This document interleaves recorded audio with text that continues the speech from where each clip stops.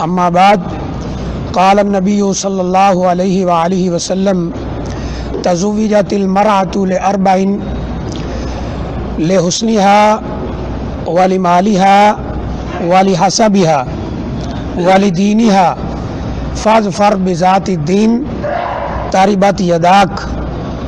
व क़ाल फ़ी हदीसिन आख़र इज़ा ख़तबा अहदुकुम तर्ज़ौना अन दीनिही व खुलुक़िही फ़ज़व्विजूहु व इल्लम तफ़अलू तकुन फ़िल अर्ज़ि फ़सादुन अरीज़ औ कमा क़ाल अलैहि सलातु वस्सलाम।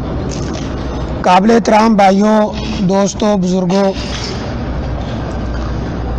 ये ख़ास फजल है कि उसने हमें रसूलुल्लाह सल्लल्लाहु अलैहि वसल्लम की उम्मत के अंदर पैदा फरमाया और हमें अशरफुल मखलूकात बनाया। हमारा दीन दीन इस्लाम फितरत के आन मुताबिक है। फितरत के मुताबिक जैसे इंसानी फितरत चाहती है इसी तरह यह दीन है।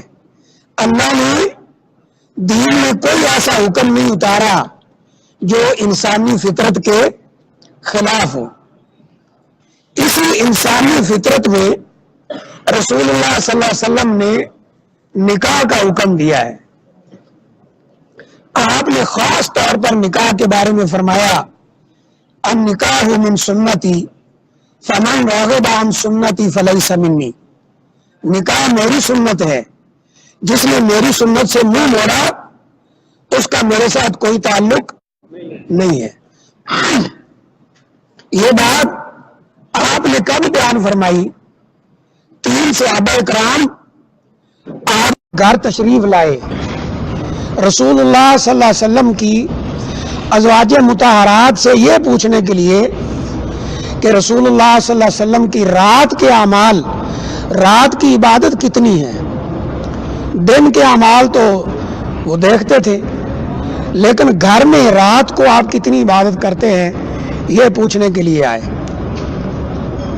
तो उन्होंने रसूलुल्लाह सल्लल्लाहु अलैहि वसल्लम की इबादत के बारे में पूछा। जब उनको बताया गया कि आप इतनी इबादत करते हैं, हदीस में आता है कान्नहुम तकालूहा, गोया के उन्होंने अपनी इबादत को कम जाना। बाज़ ने इसका तर्जमा यह किया है कि इस जवाब को सुनकर इस इबादत को कम जाना, यानी रसूलुल्लाह सल्लल्लाहु अलैहि वसल्लम। तो बहरहाल महसूस ये होता है कि उन्होंने जब देखा कि रसूलुल्लाह सल्लल्लाहु अलैहि वसल्लम इतनी इबादत करते हैं तो हमारी इबादत तो बहुत कम है। एक ने क्या कहा था? उसने कहा इन्नी असूमुद्दहर, मैं सारा साल रोजा रखूंगा, यानी हर रोज रोजा रखूंगा। दूसरे ने कहा इन्नी ला अनाम व उसल्ली व ला अनाम, बाद मैं उसल्ली व ला अरकुद, सारी रात इबादत करूंगा, तहज्जुद पढ़ूंगा और सोने का नाम नहीं लूंगा। तीसरे ने क्या कहा? उसने कहा इन्नी आताजिलुन निसा, मैं औरतों से अलग रहूंगा, यानी मैं निकाह नहीं करूंगा। अब आप बताइए, इबादत के लिहाज से उनकी ये सोच अच्छी थी कि नहीं थी? रोजाना रोजा रखना और सारी रात इबादत करना और बीवी के झंझट में, औलाद के झंझट से बचने के लिए वही टाइम इबादत को देना, सोच अच्छी थी कि नहीं थी? इसलिए वल्लाह इस मकतब से आपको कुरान हदीस खालिस सुनाया जाता है, इसलिए कि अकायद की भी इस्लाह हो, ईमान की भी इस्लाह हो, आमाल की भी इस्लाह हो। अब इन्होंने कहा हम ये अमल करेंगे, अपनी सोच से अच्छा काम किया। रसूलुल्लाह सल्लल्लाहु अलैहि वसल्लम तशरीफ लाए, पूछा या बताया गया कि आपके 3 सहाबा इकराम आए थे, सवाल किया है आपकी इबादत के मुतल्लिक, फिर अपनी तरफ से उन्होंने ये कहा है। हदीस में आता है आप उनके पास चले गए, आपने पूछा कुल तुम कज़ा व कज़ा, तुमने ये बातें की हैं? उन्होंने कहा जी हमने की हैं। तो आपने क्या फरमाया था? آپ نے فرمایا تھا انی اتقاکم و اخشاکم للہ، میں تم میں سب سے بڑا متقی اور پرہیزگار ہوں اور سب سے زیادہ اللہ سے ڈرنے والا ہوں۔ تم مجھے دیکھو، اصوم و افطر، میں نفلی روزہ رکھتا بھی ہوں اور چھوڑتا بھی ہوں، وَأُصَلِّ وَأَرْقُدْ، رات کو میں سوتا بھی ہوں، عبادت بھی کرتا ہوں، اور اتزوج النساء، میں نے کئی عورتوں سے شادی کر رکھی ہے۔ تب آپ نے فرمایا تھا النکاح من سنتی فمن راغب عن سنتی فلیس منی، نکاح میری سنت ہے، جس نے میری سنت سے منہ موڑا اس کا میرے ساتھ کوئی تعلق نہیں۔ واللہ اسلام میں نکاح بڑا ہی آسان تھا، اسلام میں نکاح بڑا ہی آسان تھا۔ اس کے لیے آپ ایک حدیث سن لے، آپ نے فرمایا ان نکاح اکثر برکتن ایسر معونتن، وہ نکاح سب سے زیادہ برکت والا ہے جو کم سے کم مشقت کے اندر پورا ہو جائے۔ کیا مطلب ہے؟ پیسہ بھی کم لگے، محنت بھی کم لگے، ٹینٹ بھی تھوڑے لگانے پڑے، کوئی بہت بڑی بارات کو کھانا بھی نہ دینا پڑے۔ فرمایا النکاح اکثر برکتن ایسر معونتن، وہ نکاح سب سے زیادہ برکت والا ہے جو تھوڑی مشقت میں پورا ہو جائے۔ کوئی سمجھ آ رہی ہے؟ اب میں صرف اس مجلس میں یہ بتانا چاہتا ہوں کہ اسلام نے لڑکی اور لڑکے کا معیار کیا رکھا ہے، اور نکاح سادہ سا کس انداز سے ہوتا ہے اسلام میں۔ بس یہ چند چیزیں عرض کرتے ہیں جو ٹائم جتنا ہوتا ہے۔ اب دیکھیں نبی صلی اللہ علیہ وسلم نے جب لڑکی کی بات کی کہ تم لڑکی دیکھنے لگو کہ اس سے نکاح کرنا ہے تو کیسی ہونی چاہیے، فرمایا تزوجت المرأۃ لاربعین، عورت سے لڑکی سے شادی لوگ کرتے ہیں، یعنی شادی کی جاتی ہے، 4 وجہ ہوتی ہیں شادی کرنے کی، یعنی رشتہ جب لوگ پسند کرتے ہیں تو 4 بنیادیں ہوتی ہیں۔ نمبر 1 آپ نے فرمایا لحسنھا، بہت سے لوگ حسن کو دیکھتے ہیں، خوبصورت ہونی چاہیے، کردار جیسا بھی ہو ہمیں اس سے کوئی واسطہ نہیں۔ یہ دیکھا نا، یہ ہوتی ہیں فحشہ قسم کی عورتیں، اداکاریں اور اس قسم کی، وہ جناب نوجوان مسلمان وہ بیچارے مرتے پھرتے ہیں کہ کہیں میرے ساتھ شادی کر لینا تو بس مجھ سے بڑا خوش قسمت کوئی نہیں ہوگا۔ یہ نہیں پتا کہ تو ایک فاحشہ عورت کے ساتھ شادی کر کے وہ تجھے بھی جہنم کے اندر لے جائے گی۔ تو لحسنھا، حالانکہ وہ بھی عام عورتوں کی طرح ہی ہوتی ہے، بس 2-2 کلو میک اپ تھپا ہوتا ہے انہوں نے، وہ اتر جائے تو نیچے سے ایسے ہی لگتا ہے کہ پتہ نہیں کیا کہنا چاہیے۔ اچھا، تو فرمایا لحسنھا، اس کے حسن کی وجہ سے لوگ شادی کرتے۔ ٹھیک ہے، کوئی عورت بڑی خوبصورت بھی ہو سکتی ہے، تو ایک معیار کیا ہوا، لوگ کیسے شادی کرتے ہیں، کیا دیکھتے ہیں؟ حسن۔ اچھا، نمبر 2 آپ نے فرمایا لمالھا، عورت مالدار ہے اس لیے شادی کرتے ہیں۔ دیکھا نا، کئی شادیاں سننے کو ملتی ہیں، بچے کی عمر کتنی ہے جی؟ وہ جی 15 سال، لڑکی کی 30 سال، تو کیوں بھائی کو اور رشتہ نہیں ملا؟ وہ جی ٹیچر لگی ہوئی ہے، تنخواہ آ رہی ہے، لڑکے کو کمانے کی ضرورت نہیں ہے، ماشاءاللہ۔ تو لمالھا، اس کے مال کی وجہ سے، اور فرمایا لحسبھا، اس کا خاندان اونچا ہے اس لیے لوگ شادی کرتے ہیں، میری فلاں خاندان میں شادی ہوگی، چاہے وہاں گھر جوائی بن کے نوکر بن کے بیٹھا رہے، میری وہاں جگہ پہ شادی ہوگی۔ اور چوتھا فرمایا والدینھا، کچھ لوگ ہیں جن کو لوگ پاگل سمجھتے ہیں، وہ شادی کرتے ہیں عورت کے دین کی وجہ سے۔ آپ نے فرمایا فاظفر بذات الدین، دین دار عورت کو اختیار کر لو اور تمہارے ہاتھ خاک آلود ہو جائیں۔ یعنی دیندار کو چھوڑ کر تم مال کے پیچھے بھاگو، تم حسن کے پیچھے بھاگو، تم خاندان کے پیچھے بھاگو اور تمہارے ہاتھ خاک آلود ہو جائیں۔ کس کو اختیار کرو؟ دیندار عورت کو. دیندار عورت کو کیوں؟ محدثین نے مفسرین نے اس حدیث کی شرح میں لکھا ہے اگر عورت دیندار ہوگی تو آٹومیٹیکلی بچے کیا ہوں گے؟ دیندار ہو جائیں گے. اس لیے اردو میں ایک مقولہ ہے نا کہ اگر مرد دین پہ آ جائے تو چلو جی اس کے بچے دیندار بن جاتے ہیں، عورت دین پہ آ جائے تو ساری نسل دیندار بن جاتی ہے. اب آپ خود سوچئے ہمارا معیار یہی ہے. یہ احادیث صرف سننے کے لیے نہیں ہے، یہ غور کرنے کے لیے ہیں، یہ عمل کرنے کے لیے ہیں. اب ہم میں سے کتنے ہیں جو شادی کے لیے رشتہ دیکھتے ہیں، فلاں لڑکی سے شادی کرنا ہے، کیا معیار رکھا ہے بھائی؟ دیندار ہے؟ نہیں جی، بلکہ آج معاملہ الٹا ہے. کوئی پردہ کرتی ہے، ہاں جی رشتہ لے لیتے ہیں، پردہ اتارنا ہوگا. بعض بدبخت کیا کہتے ہیں، میرے دوستوں کو بھی کمپنی دینا ہوگی. بے غیرت انسان تو اس لیے شادی کر رہا ہے تیرے دوستوں کے ساتھ بیٹھ کر گپ شپ تیری بیوی لگائے. فرمایا والی دینی ہاں، کچھ لوگ دین دیکھ کر شادی کرتے ہیں اور انشاءاللہ بہت کم رشتے ایسے ہوتے ہیں جو اللہ کی رضا کے لیے دین کی بنیاد پہ ہوئے اور ناکام ہو جائے. ہو سکتے ہیں بعض، لیکن اکثر کامیاب ہو جاتی. یہ معیار ہے. لڑکی دیکھنا، یہ معیار کس نے دیا ہے؟ بولے نا بھائی، رسول اللہ صلی اللہ علیہ وسلم نے. جب دعوے پہ آتا ہے نا مسلمان، دعویٰ کرنے پہ آتا ہے مجھ سے بڑا عاشق رسول دنیا میں پیدا نہیں ہوا، مجھ سے بڑا محب رسول کوئی نہیں ہے، میں بڑی محبت کرتا ہوں. اچھا بھائی شادی کہاں کر رہے ہو؟ جو معیار رسول اللہ صلی اللہ علیہ وسلم نے دیا ہے وہ معیار تم بنا رہے ہو، اسی معیار کی لڑکی لا رہے ہو، دیندار لا رہے ہو. تو یہاں آ کر بریک لگ جاتی ہے.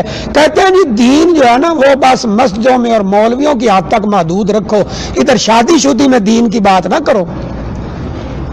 اللہ اکبر. آؤ میرے بھائیوں دیکھو جو رشتے اس بنیاد پہ ہوئے ہیں، کافی مثالیں دی جا سکتی ہیں، لیکن امام بخاری رحمت اللہ علیہ نے ایک باب قائم کیا ہے. واللہ حیران ہو جاتا ہے بندہ کہ وہ کہتے ہیں دین کو دیکھ کر، دینداری اس کو دیکھ کر کہا اگر دیندار لڑکا ہو تو وہ رشتہ نہ بھی مانگے، اپنی بیٹی کا رشتہ اسے خود پیش کر دو کہ وہ دیندار ہے، تمہاری بیٹی کی شادی اس کے ساتھ ہونی چاہیے. لیکن نہیں، لڑکی کی باری بات لڑکی کی کر رہے ہیں نا. حضرت ابن عباس رضی اللہ تعالیٰ عنہ کا نام سنا ہے نا؟ نبی صلی اللہ علیہ وسلم کے کیا لگتے ہیں؟ چچا کے بیٹے. ان کے ایک شاگرد ہیں سعید بن مسیب رحمہ اللہ تعالی. ان کے گھر میں بیٹی تھی نوجوان، جوان ہوگی، عالمہ فاضلہ بیٹی، شکل و صورت بھی ٹھیک ٹھاک. اس وقت علماء کی بہت قدر تھی. وقت کا بادشاہ پیغام بھیجتا ہے کہ اپنی بیٹی کا رشتہ میرے بیٹے کے ساتھ کر دیں. آج کل کوئی ہوتا وہ نہیں دیکھتا کہ کون ہے، کیسا ہے، اچھا حکمران ہے یا برا ہے، زانی ہے، شرابی ہے، اس کی تو خوشی کی انتہا نہ رہتی. تو سعید بن مسیب رحمہ اللہ تعالی گھر آئے اور اپنی بیوی کو کہا میری بیٹی جوان ہو گئی ہے. کہا جی ہاں. اپنی جو حدیث کا درس دیتے تھے، کلاس کہہ لیں، اس کے اندر گئے. جو لڑکا سب سے زیادہ اچھا پڑھنے والا اور نیک تھا اس کو بلایا اور کہا بیٹا اگر تجھے پسند ہو تو میں اپنی بیٹی کی شادی تیرے ساتھ کرنا چاہتا ہوں. وہ حیران ہو گئے.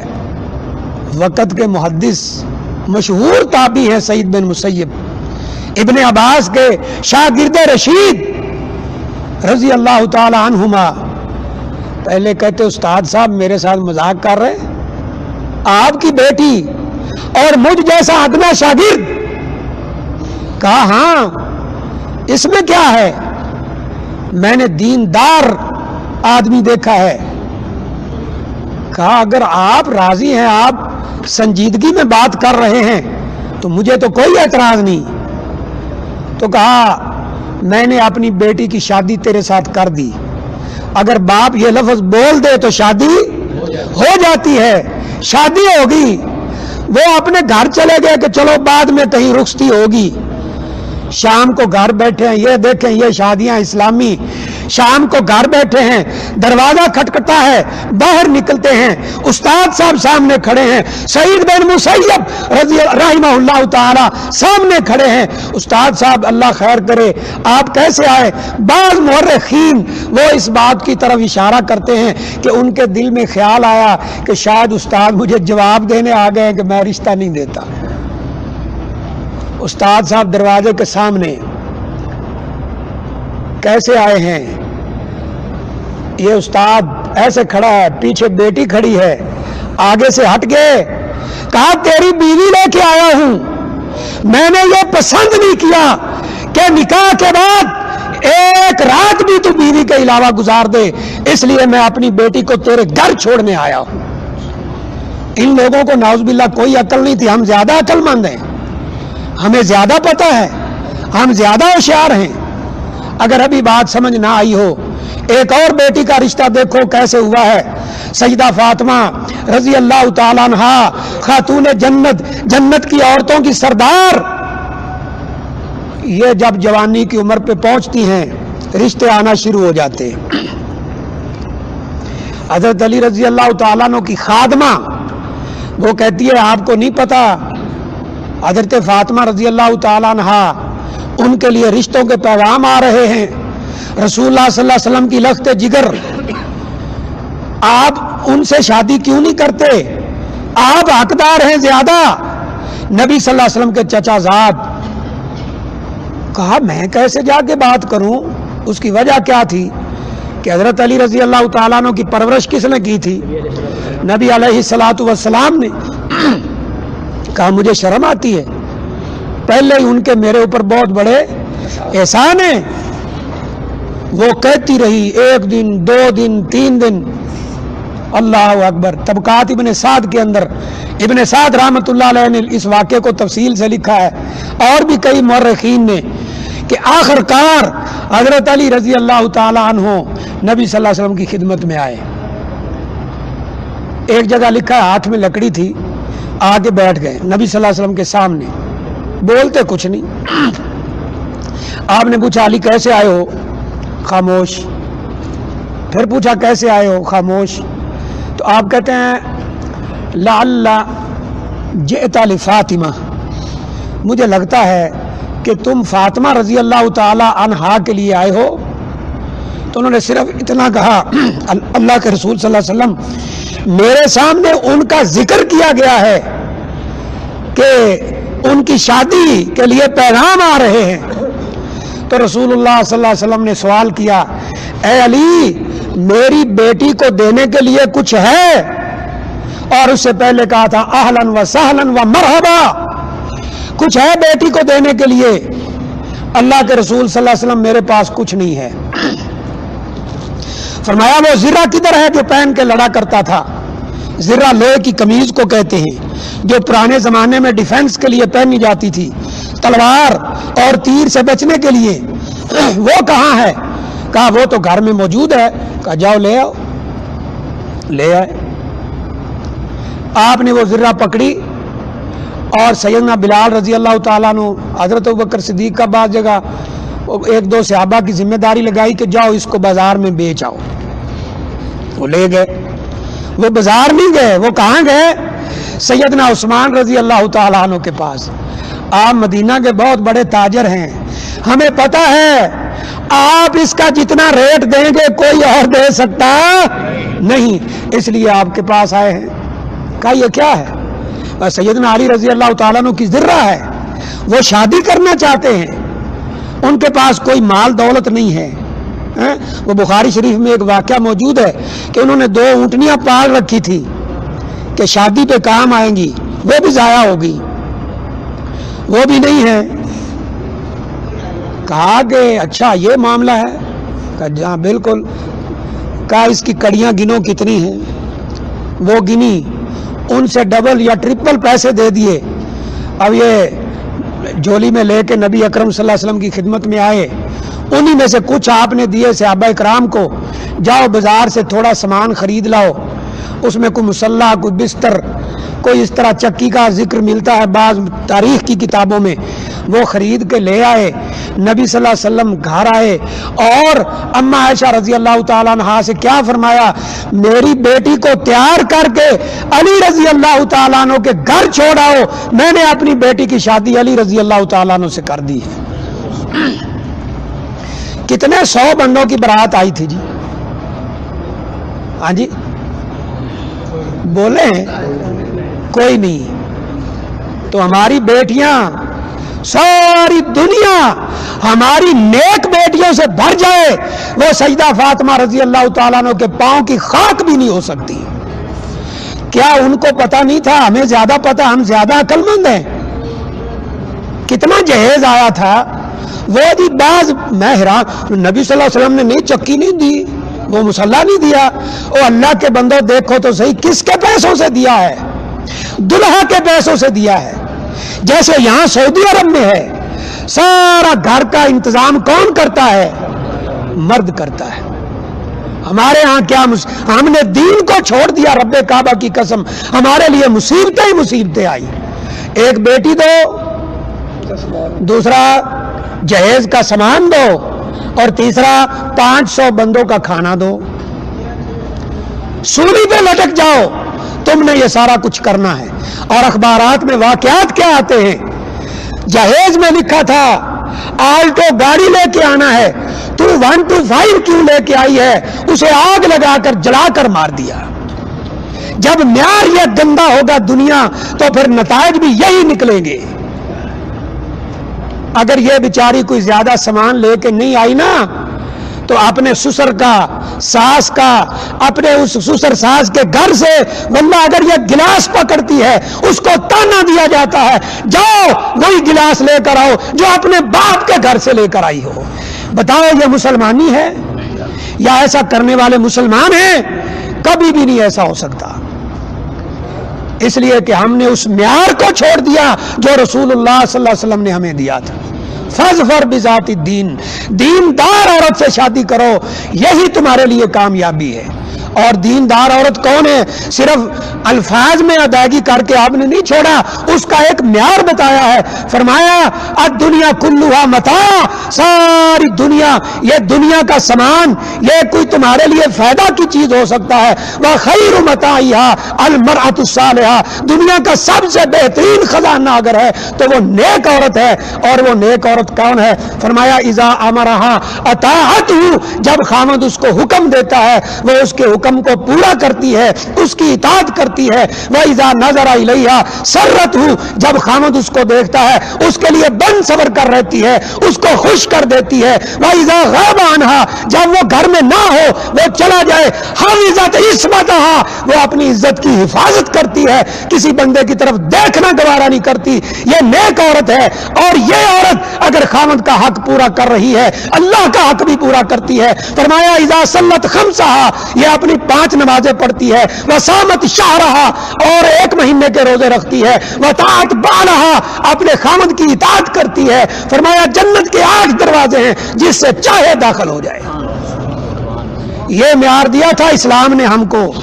آج بیٹیوں والے، بہنوں والے ذرا اس پہ غور کریں.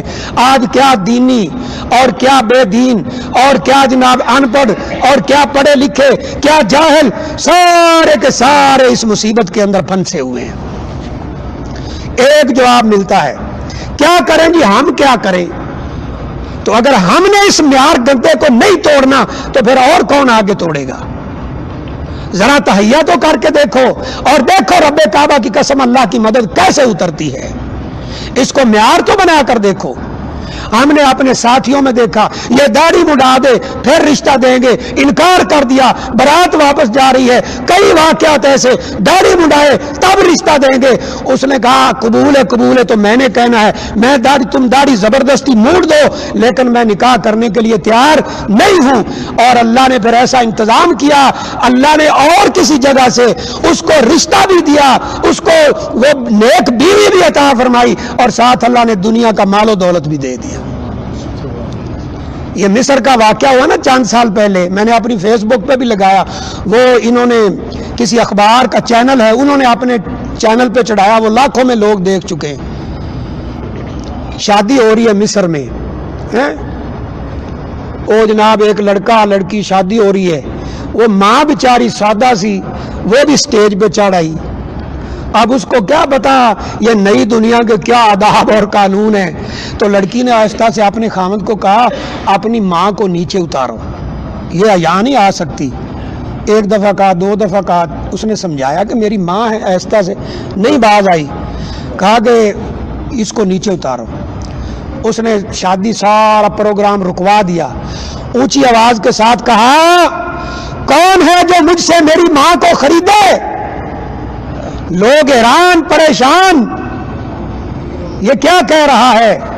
3-4 دفعہ آواز لگانے کے بعد یہ سٹیج سے نیچے اترا، ماں کا ہاتھ تھاما، اس کا ہاتھ چوما اور کہا مجھے پتا ہے یہ ماں مجھ سے کوئی نہیں خریدے گا، لیکن آج میری بیوی نے پہلے دن یہ مطالبہ رکھ دیا ہے کہ ماں کو نیچے اتارو، یہ میرے ساتھ نہیں بیٹھ سکتی۔ تو کہا سارے گواہ ہو جاؤ، مجھے ایسی لڑکی کی ضرورت نہیں ہے، میں اس کو طلاق دیتا ہوں۔ لیکن اگلی بات سننے والی ہے، یہ طلاق دیتا ہے، ایک بندہ مجلس سے کھڑا ہوتا ہے، کہا ایسا شخص جو ایسے اصولوں کا پابند ہو، جو اپنی ماں کی اتنی قدر کرتا ہو، میں اسے اپنی بیٹی کا رشتہ دیتا ہوں۔ یہ اللہ سے ڈر کر تو دیکھے۔ تو یہ لڑکی کا معیار دیا تھا، ہم نے کتنا اس پہ عمل کیا ہے۔ باتیں کرنا بڑا آسان ہے، آج اگر سنت کے مطابق کوئی اس طرح کی سادہ شادی ہو رہی ہو نا تو کیا کہتے ہیں؟ یہ شادی ہو رہی ہے کہ مرگ ہو رہی ہے، کوئی ڈھول ڈھمکا نہیں ہے، کوئی تماشا نہیں ہے، کوئی پٹاخے نہیں ہے، کوئی آتش بازی نہیں ہے۔ او اللہ کے بندو کیوں ایسا کر رہے ہو؟ وہ جی ہے تو یہ غلط، لیکن پھر برادری ناراض ہوتی ہے، ہماری ناک کٹتی ہے۔ اللہ اکبر۔ ایک بھائی ہمارے جاننے والے ہیں، واللہ وہ زیادہ سے زیادہ آپ یہ کہہ لیں کہ 2000 ریال ان کی تنخواہ ہوگی، شادی کرائی، وہ جی ایک معیار کتنا خرچ آ گیا جی، 12.5 لاکھ روپیہ، ماشاءاللہ۔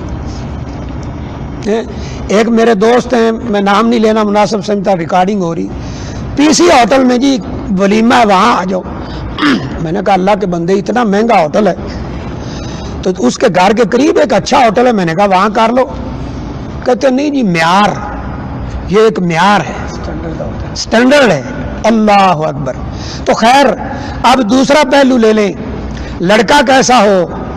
نبی اکرم صلی اللہ علیہ وسلم نے کیا فرمایا تھا؟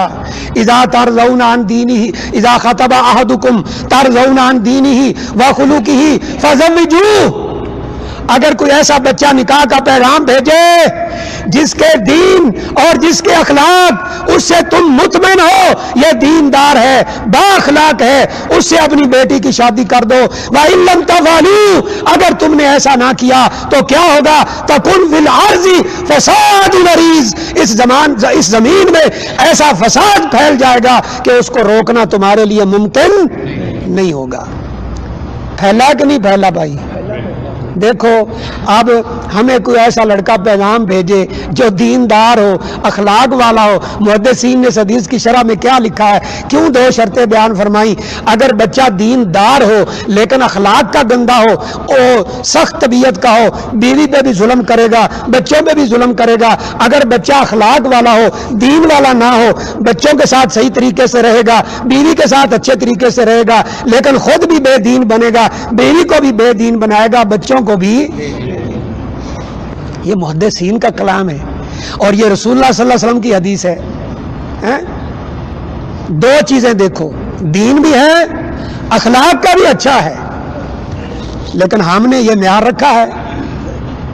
وہ ایک اتوار والے دن نا سنڈے کو اس میں آتا ہے اخبار میں ایک پورا پیج ضرورت رشتہ، کوئی رشتہ پڑھ کے دیکھ لے کیا ہوگا، امریکہ سیٹلڈ، کینیڈا سیٹلڈ، ہاں جی، برٹش پاسپورٹ ہولڈر، ایم اے، ایم ایس سی، اس کے لیے ہم پلہ رشتہ چاہیے، دین کو کوئی دیکھنے کے لیے تیار نہیں ہے۔ اللہ اکبر۔ یہ جو حدیث ہے نا، بعض چند علماء نے اس کی سند پہ کچھ کلام کیا، لیکن حسن درجے کی غالباً روایت ہے کہ نبی صلی اللہ علیہ وسلم نے دو معیار دیے۔ آپ خود سوچئے، یہ جو معیار آج ہم بنائے پھرتے ہیں، پیسے والا ہو جی، پیسے والا، اللہ اکبر۔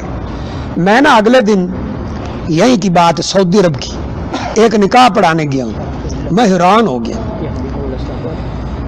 حیران پریشان۔ کیسے کہ وہاں پاکستانی لوگ ہیں، وہ میرا تعارف کرایا تھوڑا، تو ایک بندہ یقین کرے سفید بال اور بوڑھا، تو جو بھائی مجھے لے کر گیا تھا اس کی نسبت تقریباً وہ کوئی 20-25 سال بڑا ہوگا اس لڑکے، اس آدمی سے جو مجھے لے کے گیا، سمجھ رہے ہیں نا؟ تو وہاں تعارف کراتے ہوئے اس نے کہا جو مجھے لے گیا کہ میرا داماد ہے، میرا داماد ہے۔ میں سوچ رہا تھا کہ یہ تو تجھ سے بھی 30 سال بڑا ہوگا۔ تو بیٹی پھر ذرا تھوڑا سا وہ معلومات ہوئی تو پتہ لگا کہ بہت پیسے والا ہے۔ اللہ اکبر، پیسہ معیار۔ اور آپ یہ سمجھ سکتے ہیں پیسہ ہمیشہ ساتھ رہتا نہیں۔ اب کتنے لوگ ہیں واللہ ایسے ایسے واقعات دیکھنے کو مل رہے ہیں کہ جائیداد کی خاطر، پیسے کی خاطر ماں باپ کو لوگ گھروں سے نکال رہے ہیں، تاکہ قتل کر رہے ہیں۔ تو پیسہ ہو جی، شہرت ہونی چاہیے، بڑا عہدہ ہونا چاہیے۔ اچھا جی، نبی صلی اللہ علیہ وسلم نے تو دین اور اخلاق، پھر ہنس کے کہہ دیتے ہیں دیکھیں نا جی، مولوی کو رشتہ دے دیں ہیں، بلکہ کوئی توہین امیز لفظ بولیں گے آگے آ کر، درویش کو دے دیں، مسیتڑ کو دے دیں۔ مسیتڑ کا پتہ ہے، مسجد میں رہنے والا مسیتڑ، اس کو دے دیں۔ یہ پنجابی میں لفظ بولا جاتا ہے۔ او اللہ کے بندوں، مسجدوں میں رہنا کوئی غلط بات ہے؟ حدیث میں آتا ہے نا، سابات یذلھم اللہ یوم لا ظل الا ظلہ، قیامت والے دن 7 لوگوں کو عرش کا سایہ نصیب ہونے والا ہے۔ ان میں سے ایک کون ہے؟ رجل قلبہ معلق بالمساجد، ایک وہ شخص ہے جس کا دل مسجد سے لگا رہتا ہے، قیامت کا دن ہوگا اللہ کے عرش کے سائے کے نیچے کھڑا ہوگا۔ اور کیا پھر جنہوں نے دین کی بنیاد پر رشتہ کیا ہے، حضرت مغیرہ کا واقعہ ملتا ہے بعض حدیث میں، اس پہ بھی اگرچہ بعض کلام کیا گیا، لیکن بہرحال حدیث موجود ہے سمجھنے کے لیے۔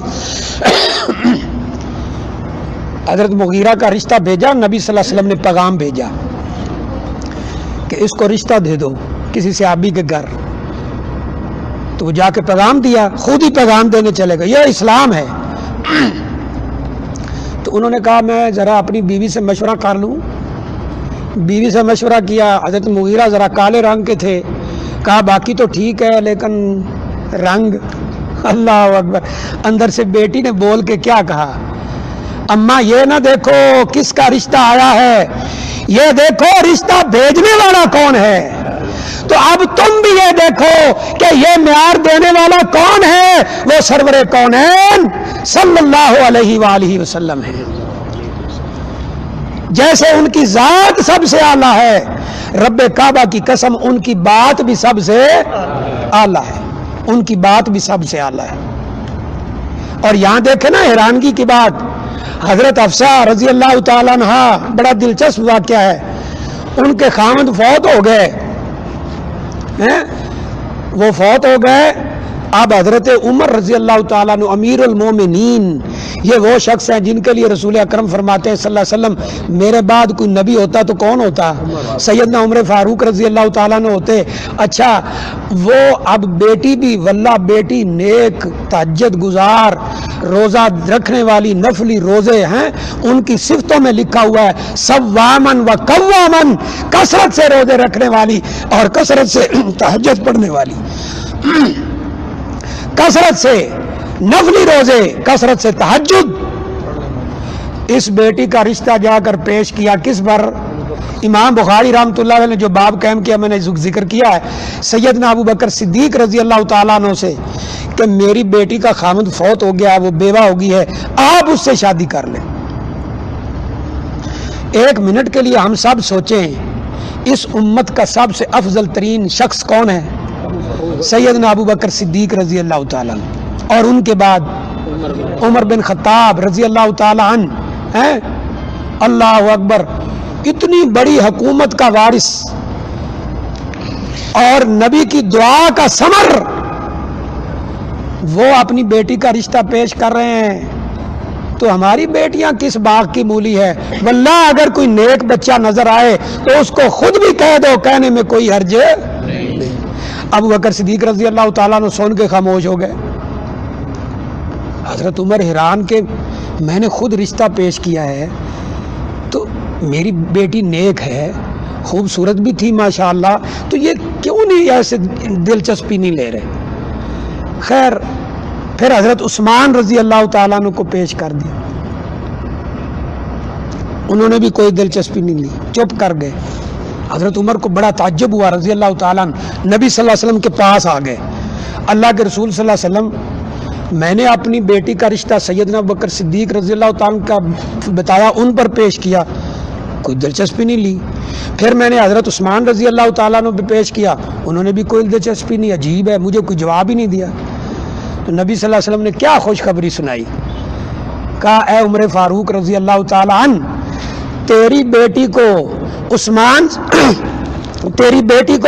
عثمان رضی اللہ تعالیٰ عنہ سے بہتر خامند اللہ عطا فرمائے گا، اور میری بیٹی کو اللہ اس سے بہتر خامند عطا فرمائے۔ تو پھر کیا ہوا؟ نبی اکرم صلی اللہ علیہ وسلم نے اپنی بیٹی کا رشتہ کس کو دیا؟